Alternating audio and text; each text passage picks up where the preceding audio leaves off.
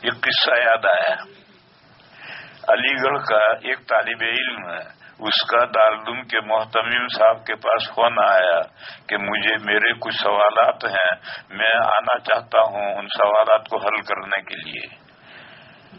تو محتمم صاحب نے مجھے فون کیا، تو میں نے کہا کہ اس کو کہہ دیجیے کہ ویلکم، آ جاؤ۔ کیوں جی؟ محتمم صاحب نے کہہ دیا، وہ طالب علم آ گیا، بہت ذہین طالب علم آیا، بیٹھا، کہنے لگے میرے بہت سارے سوالات ہیں۔ میں نے کہا بھائی تیرا جو سب سے اہم سوال ہو وہ ایک سوال کر، سارے سوالات ایک ساتھ کرے گا تو میں کہاں تک جواب دوں گا؟ تو کوئی ایک سوال کر، میں اس کا جواب دوں، جب اس سے تو مطمئن ہو جائے تو پھر دوسرا سوال کرنا۔ تو اس نے کہا کہ میرا پہلا سوال یہ ہے کہ قرآن کریم میں اور سائنس میں ٹکراؤ ہے۔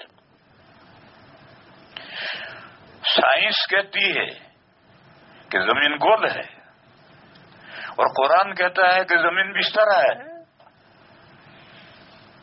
تو قرآن کریم میں اور سائنس میں ٹکراؤ ہے۔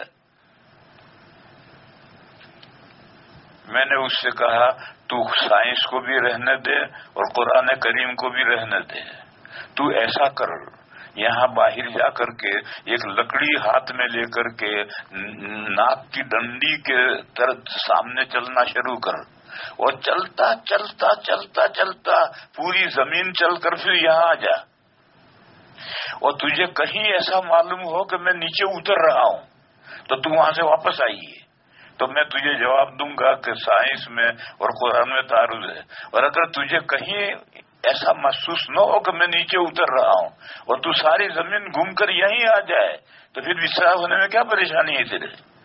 اور سائنس جو گول کہتی ہے اس کے اندر وہ گول بھی ہے اور اتنی بڑی ہے کہ تجھے کہیں یہ محسوس نہیں ہوگا کہ میں نیچے اتر رہا ہوں۔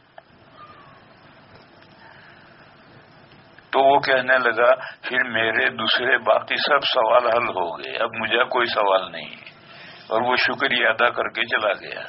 تو اللہ تعالیٰ نے زمین کو فراش بنا، بستر بنایا ہے، لیکن انڈا چھوٹا سا ہے، اس کے اوپر چیونٹی چلے گی تو اس کو محسوس ہوگا، لیکن بڑا گنبد ہو، ڈوم، اس ڈوم پر چیونٹی چلے گی تو اس کو پتہ نہیں چلے گا کہ میں کسی گول چیز پر چل رہی ہوں۔ تو اللہ تعالیٰ نے اس زمین کو اتنی بڑی بنائی ہے کہ آدمی کو یہ محسوس ہی نہیں ہوتا کہ یہ گول ہے۔ جیسے ہمارا گھر میں بستر بچھا ہوا ہے، ساری زمین ہمیں بستری کی طرح سے اگر اللہ تعالیٰ زمین کو ایسا نہ بناتے تو ہم اس زمین پر کیسے پنپتے ہیں؟